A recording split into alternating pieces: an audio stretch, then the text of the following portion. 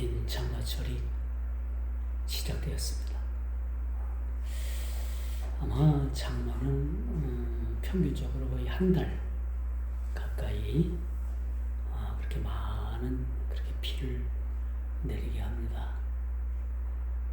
장마는 솔직히 우리들에게 유익을 주기보다는 많은 인명과 또 많은 재해를 갖다 주기도 해요. 그런데 우리가 큰 틀에서 이 장마를 보게 되면 하나님께서 왜 이 장마를 주셨는가?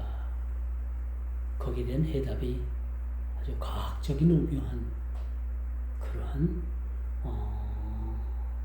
것이 바로 장마이기도 하죠.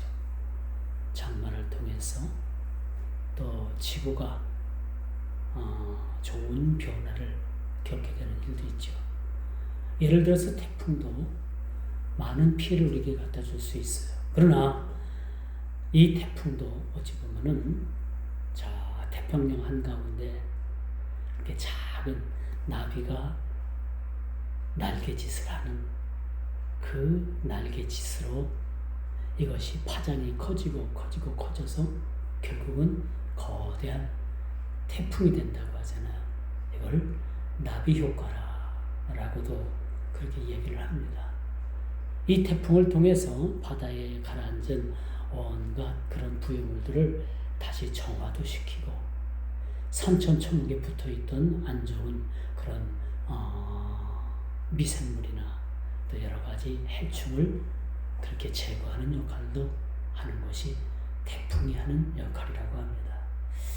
참 이런 걸 볼 때 우리가 자연이나 모든 사물을 보면서 함부로 이런 것들에 대해서 우리가 모함을 하거나 이렇게 비가 그렇게 하늘에 구멍이 뚫렸나? 왜 이렇게 비가 많이 와? 이것도 어떻게 보면 하나님 앞에 큰 불경의 죄를 짓는 거다. 그러니까 하나님은 그 자연 순리에 따라 가지고 모든 자연을 운행함에 있어서 한치 오차도 없으신 분이시라는 것을 우리는 잘 알고 있어요.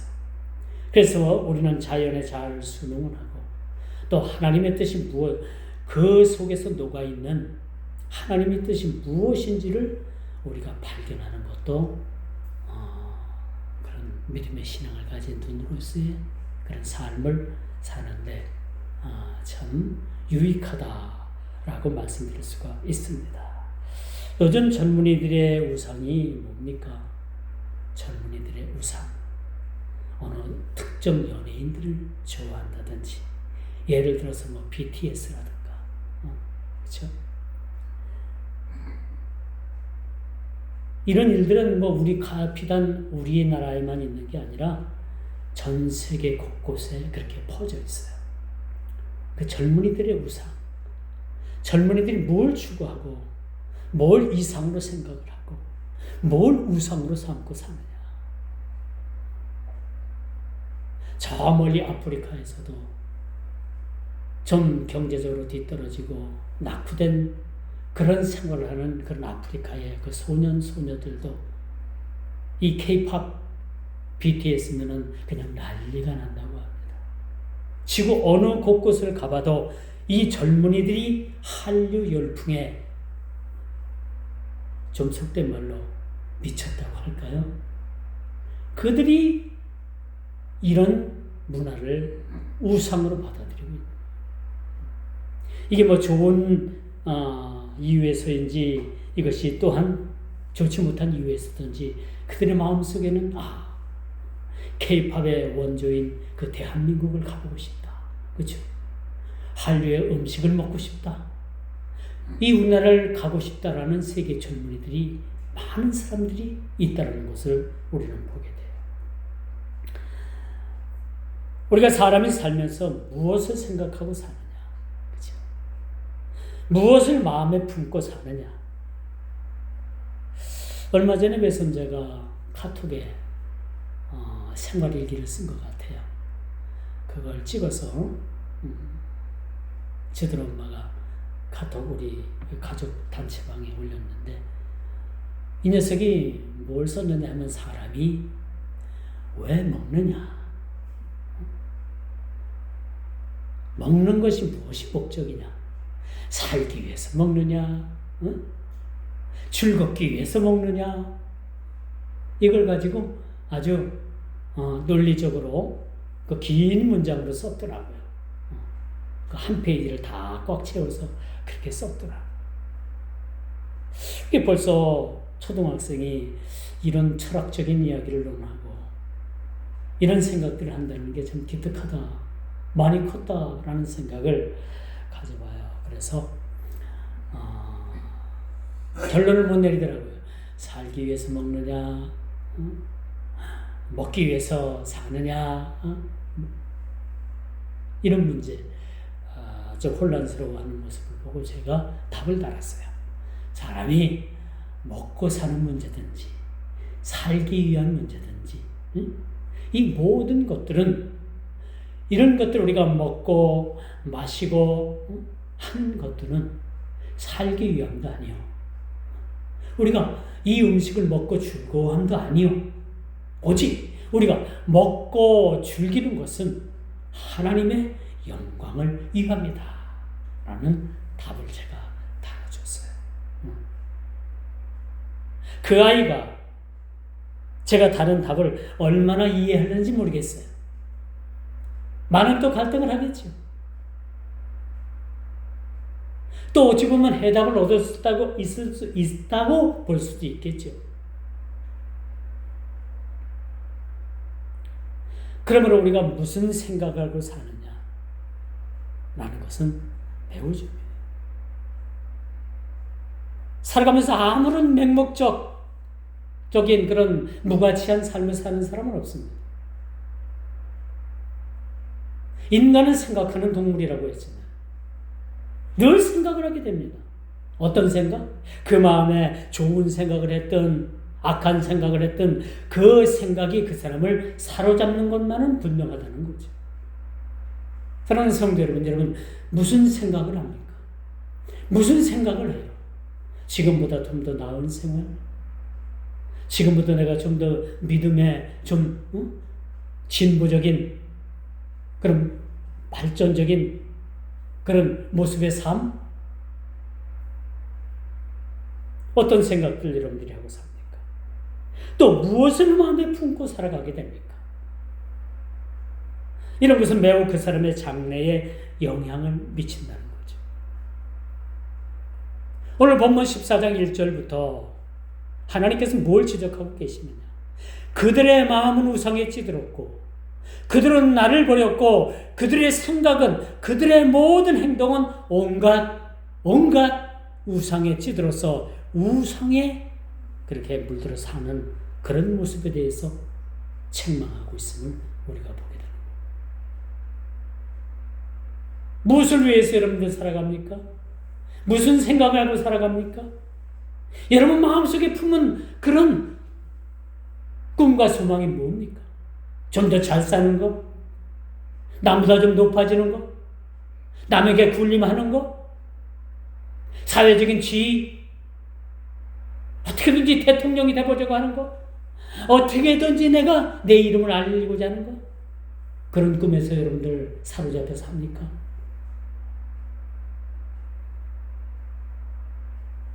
그러므로 우리가 무엇을 생각하고 무엇을 품고 사는가라는 것은 매우 중요한 거. 매우 중요해요. 그래서 우리들 각자의 마음에는 우상을 새기면서 살아가게 되는 거예요. 아니 무슨 우상? 무슨 우상? 세상 사람들은 세상 만문적인 그런 물질의 그러한 우상을 그 우상에 빠져 사는 사람들이 얼마나 많은지 몰라요. 얼마나 많은지. 자기 몸이 그렇게 망가지는지도 모르고 그렇게 물질의 우상에 빠져서 그렇게 한평생을 거기에서 헤어나지 못하고 그렇게 하다가 세상 떠나는 사람들이 많이 있다는 겁니다. 그렇다면 여러분, 우리 그리스도인들의 마음의 우상이 뭡니까? 우리 그리스도인들의 마음의 우상이 뭐예요? 일평생 우리가 살아가면서 하나님을 제일 주위로 모시고 사는 그런 아주 삶이, 이런 우상적인 삶이 우리에게 필요한 거예요. 다시 말씀드려서 하나님은 저와 여러분들의 우상입니다. 그렇죠? 우리 모든 것의 우상이 되시는 분이 오로지 하나님이시고, 그렇다면 우리가 무엇을 품고 세상을 살아가야 되는가? 이제 답은 나와 있죠. 하나님을 제일 주일로, 그렇죠? 하나님을 나의 전부로, 하나님을 나의 전부의 분신으로 우리가 품고 살아가야 된다. 이것이 세상이 섬기는, 세상 사람들이 섬기는 우상의 대상과 우리 그리스도인들이 섬기는 우상의 대상이 전혀 다를 수밖에 없다는 것을 우리가 보게 되는 거예요. 사실 여러분, 이스라엘 백성들은 실상은 살아계신 하나님을 품고 하나님을 섬기는 것이 아니고 죄악에 거치는 것들, 또 하나님을 버리고 자신을 우상화했을 뿐만 아니라 결정적으로 그들은 하나님을 버리고 자기들이 만든 그 우상을 섬기게 됐더라는 거예요. 제가 여러분들에게 누누이 말씀드리는 것이 있어요.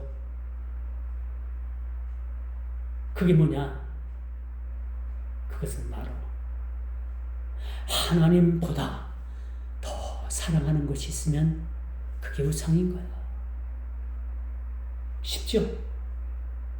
이해가 가죠? 내 자식을 더 하나님보다 더 사랑하면 그건 우상인 거예요.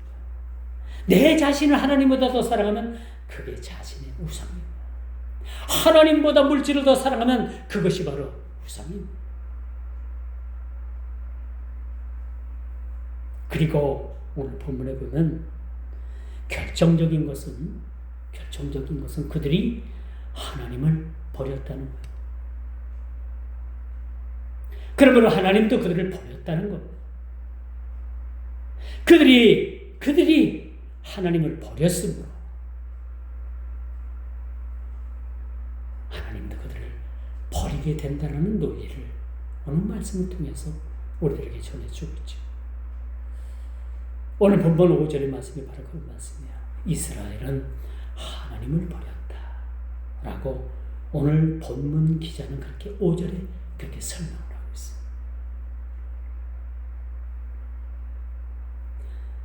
즉 하나님을 버리고 우상을 택한 것입니다. 하나님보다 더 사랑하는 것이 있으면 바로 이는 그 자체가 우상을 범하는 것이라고 제가 누누이 여러분들에게 말씀을 드렸습니다. 그런데 여러분, 참 이 말이 여러분 많은 사람들이 걸려 넘어지는 문제예요. 실질적으로 하나님을 사랑한다고 그렇게 입으로 고백을 하지만은, 그렇게 기도를 하지만은 실상은 진짜 하나님을 사랑하는 게 아니라 하나님보다 더 사랑하는 것들이 그 마음속에 얼마나 많은지 몰라요. 비집고 들어갈 틈도 없이 그 마음에 가득 차 있고, 그것을 향해서 그 썩을 것을 향해서, 그 육신의 향락을 위해서, 그 육신의 썩을 것을 위해서 달려가는 사람들이 얼마나 많은지 여러분 상상이나 해보셨습니까? 하나님의 명령은 그 의상의 자리에서 떠나라는 겁니다. 하나님의 명령이 뭐예요? 그 의상의 자리에서는 떠나라는 겁니다. 나와의 언약을 파기하고 그 우상을 택한 그 우상을 너희들이 떠나지 않으면 너희들에게는 결코 희망이 없다는 겁니다. 장래가 없다는 얘기죠. 이것이 우상들에게 빠져있는 하나님의 최후 통첩입니다. 최후 통첩. 뭡니까? 더 이상은 이야기하지 않겠다. 이 말 한마디가 네가 죽고 사는 문제가 달렸다. 그런 최후 통첩을 알리게 되는 거예요. 오늘 본문을 읽어보면서 여러분 그런 느낌을 들지 않아요? 그런 느낌이 들지 않습니까? 이 말씀은 하나님의 최후 통첩이다.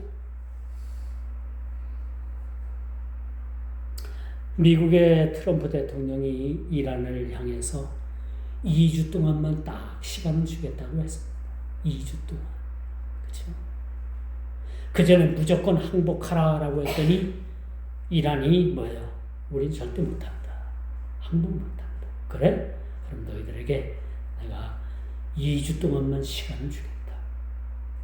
그러니까 2주 안에 답을 하라. 항복하든지 답을 하라. 그러면서 뭐야? 이란 정부에다 대고 수장에다 대고 행운을 빈다. 마지막 한마디 딱 던졌잖아. 이게 무슨 말이야? 최후 통첩인 거야. 아마 이란은 2주 안에 결정이 날 겁니다. 협상을 하든지 그 협상을 통해서 핵을 포기하든지 이스라엘을 위시해서 그 미국으로부터 회복될 수 없는 그런 폭격을 맞아서 나라가 완전히 거덜이 나든지. 참 불행한 일이죠. 불행한 일입니다. 이걸 여러분 불행이라고 생각을 해요. 아, 큰일 났겠구나. 그런데 여러분 보십시오. 오늘 본문을 보면 하나님은 우상에 찌들고 우상의 죄를 짓고 하나님을 버린 자들에 대해서 이런 최후 통첩을 날리고 있다는 것을 여러분 간과해서는 안 된다는 것입니다. 이처럼 하나님의 최후 통첩은 이외에 비교할 수 없는 것임을 우리는 깨달아야 되는 거예요. 미국의 트럼프 대통령이 날렸던 이 최후 통첩보다도 하나님께서 그 하나님을 버리고 하나님을 떠난 그 하나님을 버리고 우상을 택한 자들에 대한 최후 통첩을 오늘 본문을 통해서 그렇게 말씀해 주고 있는데 이게 여러분 얼마나 무시무시한 일이라는 얼마나 무시무시한 말씀이라는 것을 우리 스스로가 깨달아야 된다는 거예요. 그러므로 여러분 즉 이스라엘은 그 우상의 죄에서 떠나야만 하는 것입니다. 이를 불이행할 때 무서운 하나님의 심판은 피할 수 없는 것이라 라는 것이 오늘 본문 6절에 그렇게 말씀해 주고 있습니다. 우리가 보게 됩니다. 본문 6절이 바로 그런 얘기예요. 그런데 여러분 오늘 본문을 잘 살펴보면 더 놀라운 사실은 이스라엘 백성들뿐만 아니라 하나님을 떠난 하나님을 버린 이스라엘 백성들뿐만 아니라 이방인 중에도 우상을 섬기는 자들에 대해서도 예외 규정을 두지 않고 똑같이 하나님께서 심판하시겠다. 그렇게 말씀하십니다. 당시에 이스라엘 백성들뿐만이 아니에요. 당시에 하나님을 버렸던 이스라엘 백성들뿐만 아니라 모든 이방인 족속 가운데서도 우상을 섬기는 자들에 대해서 하나님께서 결단코 묵고하지 아니하시겠다. 예외 규정을 두지 아니하시겠다. 반드시 심판하시겠다라는 말씀을 그렇게 두고 계시는 말씀을 보게 됩니다. 이는 뭐예요? 이는 모든 세대를 초월한 모든 세월을 초월한 그런 우상의 죄를 그렇게 폭넓게 다루는 것뿐만 아니라 이를 가증히 여기신다는 거예요. 뿐만 아니라 이들을 멸하기로 작정하셨다라는 것이 하나님의 뜻이라는 것을 우리가 보게 되는 거예요. 두 번째로 나는 너희의 하나님이 되려 함이라. 이런 와중에도 하나님께서는요. 이런 와중에도 심판을 이야기하고 그래 무시무시한 최후 통첩을 날린 그런 하나님이심에도 불구하고 하나님은 뭐야? 하나님의 관심은 온 우주 만물의 그런 신비적인 것에 관심이 있는 것이 아니라 당신의 형상대로 지음받은 인간에게 있다는 사실을 그렇게 말해주고 있어요. 하나님의 소원은 죄로 인해서 죽을 수밖에 없는 인생들을 살리는 데 있는 것입니다. 우리의 소원은 뭐야? 여러분 우리의 소원이 뭡니까? 우리의 소원이 뭐야? 통일이에요? 그거보다도 우리의 소원은 하나님, 삼위 되신 하나님을 어떻게 보면 잘 섬기고 어떻게 보면 잘 믿고 이로 인해서 하나님 나라가 이 땅에 확장되는 것을 여러분 소원으로 여러분 삼아야 돼요. 남북한 통일은 두 번째 문제인 거예요. 우리의 소원은 뭐다? 하나님 나라가 이 땅에 임하게 되는 것이고 하나님 나라가 나로 인해서 확장되는 것을 여러분 소원으로 삼아야 돼요. 하나님은요, 하나님의 소원은 뭔지 압니까? 하나님의 소원. 죄로 인해서 죽을 수밖에 없는 인생들을 살리는 데 있는 거예요. 그래서 하나님께서는요, 아담과 하와가 타락한 이후에 하나님께서 구원 계획을 세우셨는데 그 구원 계획이 뭐냐? 독생하신 예수 그리스도를, 독생한 그 독생자 예수를 이 땅에 보내서 십자가에 못 박아 죽게 하는 것이었어요. 이게 하나님의 구원 계획입니다, 여러분. 이를 믿는 자마다 하나님께서는 구원을 베풀어 주시는 거예요. 구원이 다른 게 아닙니다. 구원받는 거 그리 쉬운 것도 아니고 어려운 것도 아니라고 했잖아요. 이렇게 하나님께서 구원 계획 가운데 독생하신 예수님을 이 땅에 보내주셨는데 누구든지 그를 믿는 자마다 다 구원에 이르게 하시겠다고 했어요. 주 예수를 믿으라 그리하면 너와 내 집안이 구원을 얻겠다고 그렇게 말씀해 주고 있는 거예요. 근데 이거 못합니까? 이게 이렇게 쉬워 보여도 어려운 것 같아요. 이렇게 믿는다는 것이 이렇게 쉽지 않은 것 같아요. 진심으로 믿고 내 생명 다해서 믿고, 그렇죠? 목에 칼이 들어와도 내가 예수를 부인하지 않고 내가 예수를 믿는다. 이런 믿음의 그런 삶을 살아가길 주님께서는 원하고 계시는 거예요. 우리 하나님께서는 그리스도를 세상에 내어주시기까지 우리를 사랑하셨어요. 여러분 가장 아끼는 물건을 남을 위해서 그것을 준다? 쉽지 않잖아요. 응? 여러분 전 재산을 하나님 나를 위해서 선뜻 여러분 헌금을 한다? 이거 쉽지 않은 거야. 쉬워요? 안 쉬워요. 그럼 나 당장 길거리 나가고 나는 어떻게 삽니까? 이게 당장 걱정이 되는 거예요. 하나님께서 그렇게 하라고 하시지도 않지만은 저는 이 말씀을 보면서 그런 생각이 들어요. 좀 속된 말로 표현할게요. 누가 갑이고 누가 을인지 모르겠어요. 하나님이 마땅히 갑이 되어야 되고 우리가 을이 되어야 되는데 하나님이 을이 되고 우리가 갑이 되는 그런 모습을 여러분 보지 않습니까? 그렇지 않아요? 예를 들어서 내가 하나님을 믿느라고 하면서 내가 또 하나님을 잘 섬긴다고 하면서 내가 하나님의 종이라고 하면서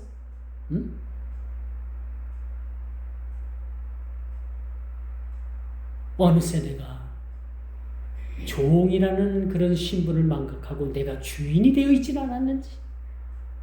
여러분 살아가면서 우리 주님이 여러분의 주인이 된 적이 있습니까? 살아가면서 주인이 예수님이라고 하나님이라고 고백을 하지만은 여전히 내가 주인이 되어서 이 땅을 군림하면서 살아가고 있다는 거예요.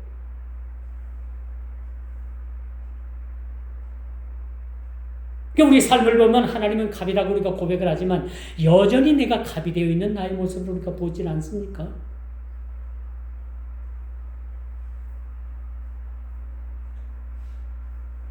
그러므로 여러분 하나님의 이 구원 계획은 어떤 이론이나 공식으로 설명할 수가 없어요. 공식으로 설명할 수 없는 거예요. 이론으로 설명할 수 없는 거예요. 무조건 하나님의 의가 하나님의 긍휼하심을 대변하는 거예요. 하나님의 의가 예수 그리스도를 통해서 우리에게 전가가 돼서 우리는 죄인임에도 불구하고 의롭다함을 인칭받은 사람들이에요. 그렇죠? 이렇게 하나님의 긍휼하심 때문에 우리가 구원받은 그런 하나님의 자녀임을 우리가 고백하게 되는 거죠. 이제 마지막으로 하나님의 의가 미치는 인물들에 대해서 오늘 본문을 그렇게 통해서 그렇게 기록되어 있더라고요.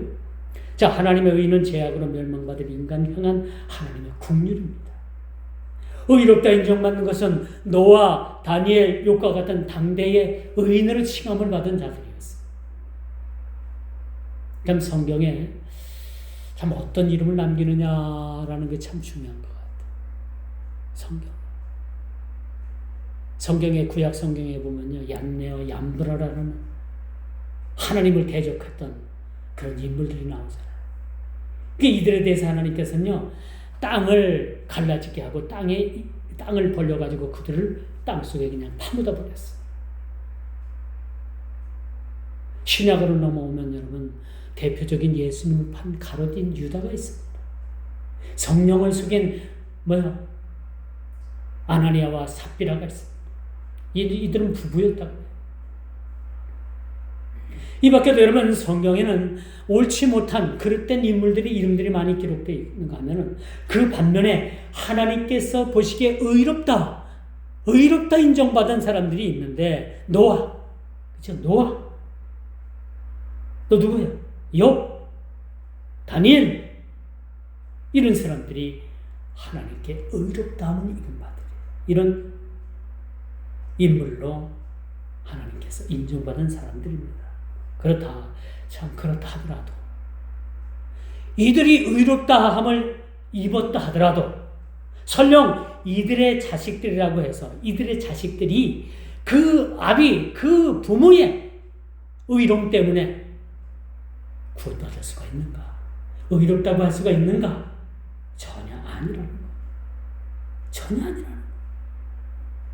그 부모의 영향으로, 그 부모의 의로움으로 그 자식까지 구원받을 수는 없다라는 것을 말해주고 있는 거예요. 오직 우리가 구원받음에 있어서, 오직 우리가 구원받는 것은 우리 부모의 영향력, 우리 부모의 때문이 아니라 예수 그리스도, 주 예수 그리스도, 예수님 때문에 우리가 구원을 받게 된다는 사실을 말해주고 있는 거예요. 여러분, 자유주의 신학은요, 잘 들어보세요. 이 자유주의 신학이 왜 무서운가 하면, 왜 우리가 경계해야 되냐면, 하나님의 선택설, 하나님께서 누구는 택하고 누구는 버리고, 그렇죠? 누구를 구원시켜주고 누구는 버리고, 이건 하나님의 뜻인 거예요. 전적으로 우리가 항의할 수도 없어요. 왜 그랬냐고, 왜 그러시냐고 우리가 항의하면 이건 바보예요. 이 자유주의 신학은 만민 구원설을 주장합니다. 만민 구원설, 지옥을 상징으로 생각합니다. 실질적으로 지옥이 없다고 얘기를 해요. 그리고 하나님 형상대로 지음받은 우리 모든 인간을 다 구원하신다는 거예요. 이러면 얼마나 좋아요. 다 구원해 주신다는데, 이 땅에 죄 짓고 할 거 다 하고, 그래도 우리가 구원받는데 이게 맞아요? 틀려요? 틀려요. 근데 자유주의 신학은 만민 구원설을 주장한다니까? 온통 모든 사람들이 다 구원을 받는다는 거예요. 이건 아니에요. 이건 성경적이지 않은 거예요. 우리 피리탄 장로교의 교리는 뭐야? 선택입니다. 하나님의 선택, 하나님의 예정 가운데 하나님께서 우리를 선택해서 그 사람을 구원하는 게 우리 장로교 칼빈주의 교리입니다. 예수님께서 변화산을 오르시면서, 마태복음 17장에 있는 말씀이에요. 변화산을 오르시면서 제자 셋을 데리고 올라갔잖아요. 나머지 제자들은 다 산 밑에 두고 세 사람만 데리고 올라가셨어요. 누구? 베드로, 야고보, 야고보의 형제, 그의 형제 요한을 데리고 올라가신다. 어떻게 보면 참 이게 하나님께서, 우리 예수님께서 이 세 사람에게 특혜를 준 거예요. 특혜. 하나님 나라를 보여주신 거죠. 속된 말로 천국을 보여주신 거예요. 그러니까 이 세 제자가 막 넋이 나가가지고 베드로는 헛소리를 하잖아요. 여러분, 성경 읽으면 참 재미난 일이 많아요.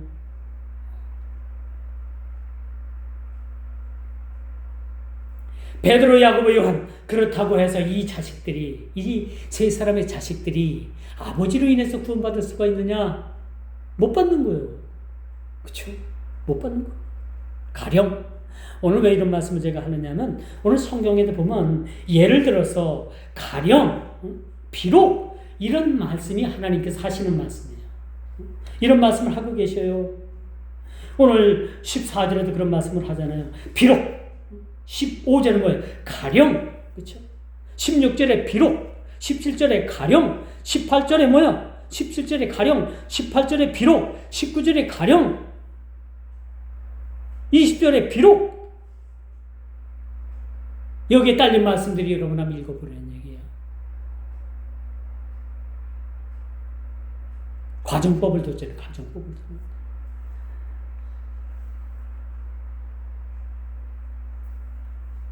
이 말씀은 비록 뭐냐? 즉 선민인 이스라엘 백성들이라고 하더라도 모두가 다 구원받는 것이 아니라는 얘기죠. 그렇기 때문에 너희들이 그 지은 죄 모든 지은 죄악 그 우상의 죄에서 너희 돌아오라는 거예요. 돌아와야지만이 너희가 구원받을 수 있다. 돌아오지 않으면 희망이 없다는 얘기입니다. 단연코 여러분 비록 가령 비록 가령 비록 가령 계속해서 여러분 말해주고 있습니다.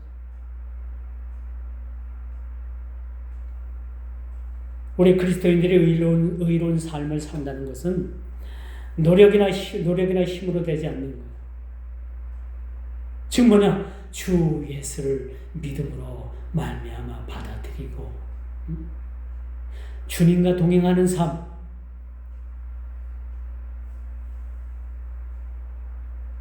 이 삶이 우리에게 필요하다는 거죠. 세상 종말의 극심한 고통과 환난 가운데서도 그 예비한 자들에게 곧 칼과 기근과 사나운 짐승과 온역이 이들을 믿음에서 끊을 수 없다는 얘기죠. 바로 21절 바로 그렇게 말씀하고 있죠. 믿음으로 사는 자들에게는 어떤 환난 가운데서도 그 예비한 자들에게 칼과 기근과 사나운 짐승과 온역이 이들을 믿음에 의해서 끊을 수 없다는 것을 단연코 그렇게 말씀해 주고 있음을 보게 됩니다. 이 말씀을 저와 여러분들이 붙잡아야 되는 거예요. 이제 말씀의 결론을 맺겠습니다. 현 세계 정세가 매우 불안하고 위험한 상황에 놓여 있습니다. 3차전이 일어나냐, 세계전쟁이 일어나냐, 중대한 지금 기로에 놓여 있습니다. 이제 우리 그리스도인들의 몫은 이 총체적인 세계적인 난국 속에서도 기도할 수 있다는 것, 우리에게 주어진 특권입니다. 중동 정세가 불안하고 아직도 땅 뺏기 전쟁이 멈추지 않은 상황이 있습니다. 불확실한 세계 정세 속에서 옳고 그름의 판단의 문제를 떠나서 먼저 우리가 무릎 꿇는 것이 먼저라는 사실을 오늘 우리는 깨달아야 합니다. 이미 멀리 남아 있다 하더라도, 멀리 떠나 있다 하더라도 우리는 돌아와야 되는 거예요. 그 모든 죄악의 속박을 우리가 벗어버리고 모든 죄된 삶을 우리가 벗어버리고 이걸 멀리하고 우리는 돌아와야 합니다. 돌아온 돌탕처럼 아버지를 버리고 모든 가산을 탕진한 그 둘째 아들 돌탕, 돌아온 탕자처럼 우리는 돌아와야 되는 거예요. 이것이 하나님께서 우리에게 돌아오시도록 지금도 부르고 계시는 그런 하나님의 음성을 우리가 꼭 들어야 된다는 사실을 우리는 간과해서는 안 됩니다. 하나님의 진노는 온 지도자들로부터 가장 높은 자들로부터 가장 낮은 가장 무모한 그런 백성들에게까지 오늘 이 본문의 말씀을 통해서 경고하고 있다는 사실을 우리는 잊어서는 안 될 것입니다. 우리 다 같이 기도하겠습니다. 주님, 오늘도 본문 14장 말씀을 통해서 우리에게 경고하는 말씀은 너희는 모든 죄악에서 돌아와야 된다는 말씀입니다.